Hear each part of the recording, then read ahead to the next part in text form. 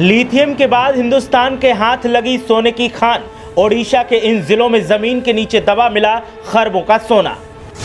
सोने की चिड़िया फिर बनेगा भारत। सोने को जमीन के नीचे से निकालने के लिए सरकार ने तैयार कर ली टीम। सोना निकलेगा तो भारत की अर्थव्यवस्था में आएगी क्रांति। हिंदुस्तान के खजाने में होगा बम्पर इजाफा।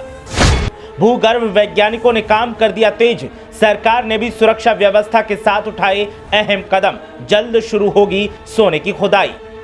हिंदुस्तान एक बार फिर सोने की चिड़िया बनेगा और एक बार फिर सोने से हर शख्स मालामाल हो जाएगा। आसमान छूती सोने की कीमतें हमारे लिए मुफीद होंगी, लेकिन देश के खजाने को भरने का काम करेंगी, क्योंकि लिथियम के खजाने के बाद अब देश के हाथ सोने की खदानें लगी हैं। ओडिशा के 3 जिलों में सोना दबा है। इस सोने की कीमत खरबों रुपए में बताई जा रही है और सरकार ने जहां पर सोना मिला है वहां की सुरक्षा को चाक चौबंद करते हुए खुदाई की तैयारियां भी तेज कर दी हैं और टीम भी नियुक्त कर दी गई है। हिंदुस्तान की जमीन के अंदर इतना सोने का खजाना दबा था, लेकिन सरकार को अब तक पता नहीं चला और जैसे ही सरकार को इसके बारे में जानकारी मिली तो तुरंत भूगर्भ वैज्ञानिकों की टीम को रिसर्च पर लगा दिया गया, ताकि बिना किसी दिक्कत के इस खजाने को जमीन के नीचे से निकाला जा सके।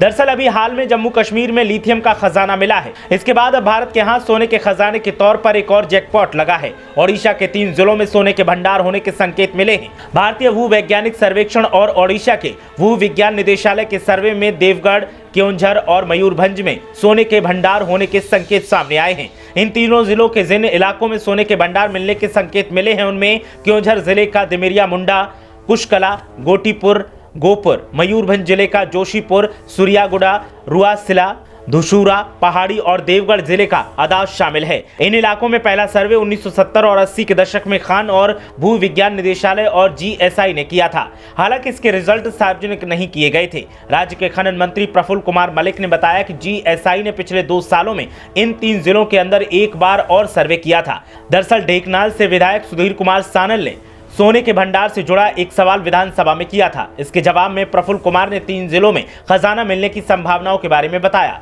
हालांकि फिलहाल ये साफ नहीं है कि तीनों जिलों में मिले सोने के भंडारों में गोल्ड की कितनी मात्रा है। इससे पहले जम्मू कश्मीर में लिथियम के जिस जखीरे की खोज हुई है वो 59 लाख टन है, जो चिली और ऑस्ट्रेलिया के बाद दुनिया में सबसे ज्यादा है।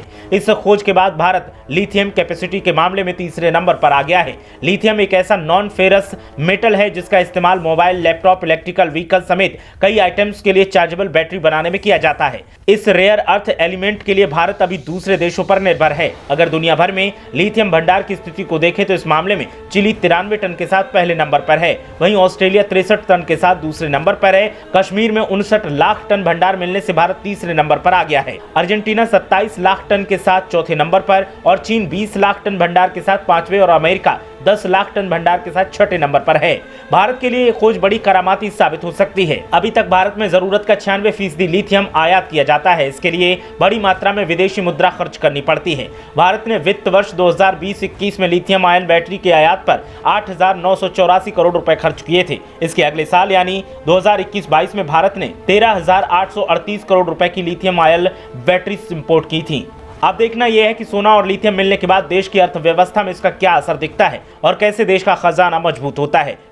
ब्यूरो रिपोर्ट, मीडिया हलचल।